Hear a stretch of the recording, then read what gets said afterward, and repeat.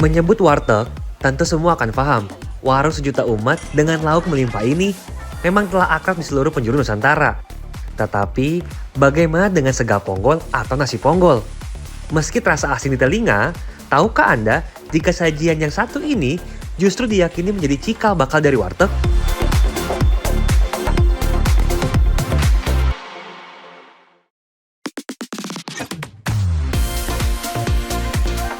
Berisikan lauk sambal goreng atau orek tempe dan mie, ponggol adalah menu sarapan kebanggaan warga Tegal. Harganya yang murah tapi mengenyangkan. Dinilai sangat cocok sebagai menu pembuka di pagi hari. Salah satu kedai ponggol legendaris Tegal adalah warung Mbah Idah. Meski kini telah menyajikan beberapa lauk tambahan dari telur balado, telur asin sampai bermacam gorengan, topping mie dan orek adalah syarat menu itu disebut ponggol. Mbak, kalau dulu jualnya cuman orek sama mie doang, apa semuanya dari dulu udah? Pertama itu aku urut basah, mie, tahu. Itu awalnya. Iya. Terus sekarang baru mulai banyak. Sekarang unau-unau gitu sih. Iya. Nah, itu tempe apa sih, Mbak? Tempe ini tempe biasa. Bukan gorengan ini. Digoreng, kita tempe kering, digoreng. Goreng garing, utang goreng garing. Terus bumbu. Utang bumbunya wis ya matang. Tempenya jalan. Meski punya beberapa versi asal-usul, kata ponggol sendiri diyakini merujuk pada nasi yang dibungkus dan dipisahkan satu persatu. Di ponggol berasal dari bahasa Jawa yang berarti dipisah atau dijinjing. Dulunya, sega ponggol dibungkus dengan daun pisang yang punya sifat tahan terhadap suhu tinggi dan nasi panas, serta membuat nasi tetap lembut dan pulen. Yang banyak belinya siapa aja, Mbak? Yang paling sering beli? Ya, ini laku. Oh, pekerja tukang beca yang sering beli. Mereka tapi bungkus belinya. Ya bungkus. Ya nasi man kene. Ya nasi man kene wong bangsane wong ngadodo. Oh. Di warungnya, Mbak Ida masih memakai teknik memasak tradisional dengan tungku tanah liat juga kayu bakar. Kehadiran orek tempe sendiri diyakini berasal dari kearifan masyarakat Tegal untuk mengolah tempe agar lebih tahan lama dan dapat disantap di berbagai kondisi. Mie sendiri dipakai untuk menambah tekstur sajian dan tentunya menambah kadar karbohidrat. Tak heran, sega ponggol sangat cocok bagi masyarakat petani dan pekerja.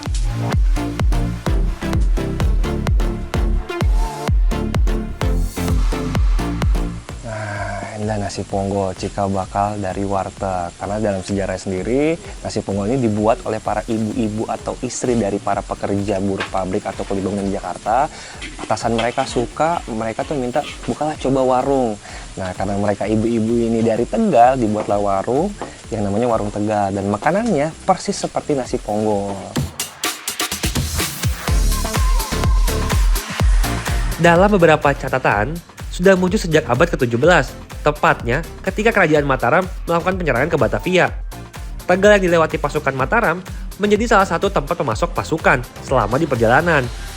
Bahkan, menurut sejarah, sega ponggol ini sudah ada sejak tahun 1670, sejak zaman Kerajaan Mataram. Pasukan Mataram melewati desa namanya Sidakaton. Mereka itu kemudian warga-warganya memberikan sebungkus nasi atau sepincuk nasi yang dibalut dengan pohon pisang, daun pisang gitu. Untuk bekal pasukan Mataram ke Batavia. Seiring berkembangnya zaman, sega ponggol kini tak hanya bisa ditemui di waktu pagi atau sarapan semata. Beberapa warung juga menjual ponggol untuk makan malam. Yang unik, ada sebutan khusus bagi ponggol yang buka ketika malam, ponggol setan.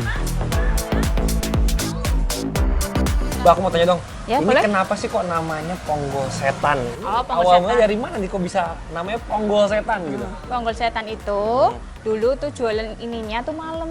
Malam kan setan tuh pada keluar tuh.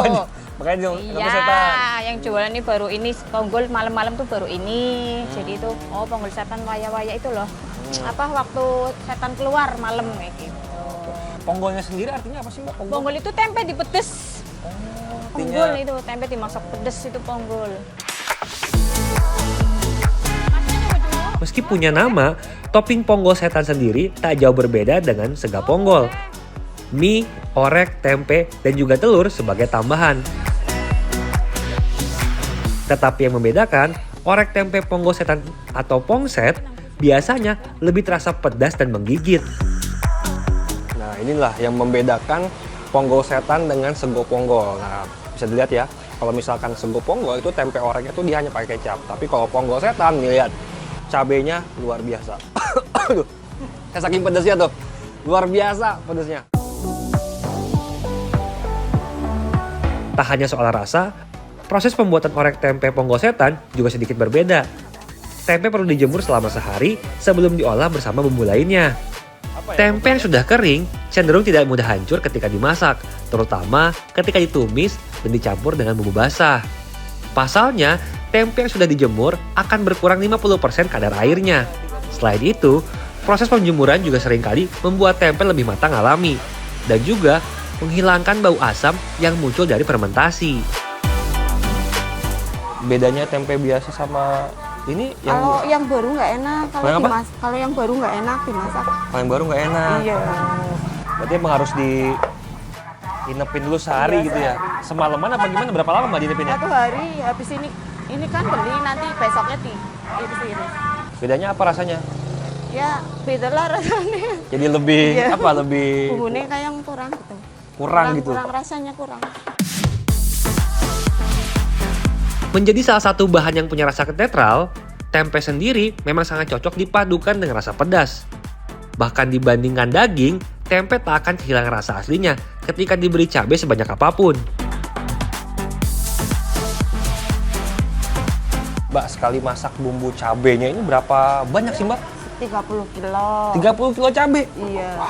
Tapi kalau mau masak tergantung keperluannya. Oh. Jadi pas masak tempenya tergantung Iya. seluas ininya ya apa? Iya. Penggorengannya ini ya. Iya. Oh, oke. Nanti bumbunya tinggal ngambil. Tinggal ngambil. Bumbunya apa aja Mbak? Untuk bumbu cabenya? Terutama ya cabai Hmm. udah diulek.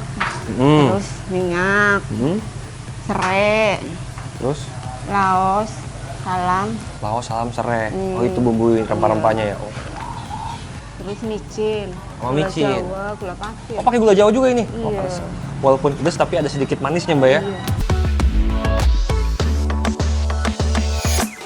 Sebagai kota penting di pesisir utara Jawa sejak era kolonial, Tegal dikenal sebagai salah satu daerah yang memiliki hubungan kuat dengan produksi serta konsumsi tempe sejak era kolonial.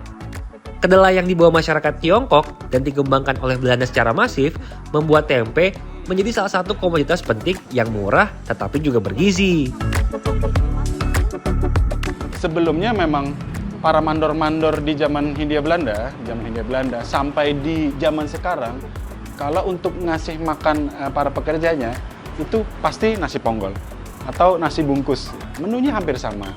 Seiring perkembangan zaman ditambah tempe, ayam, segala macam telur. Bicara tadi ada menu tempe, memang di Tegal sendiri itu ada sebuah desa yang penghasil kedelai dan tempe ya.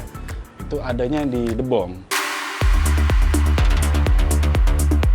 Di balik kesederhanaannya, Sega Ponggol mencerminkan nilai-nilai kejujuran, keikhlasan, dan semangat hidup yang membumi. Sajian ini juga menjadi cerminan budaya Tegal yang egaliter dan membumi. Pasalnya, Sega Ponggol bisa dinikmati siapapun tanpa memandang status. Ponggol bukan hanya makanan, tetapi wujud dari identitas masyarakat Tegal.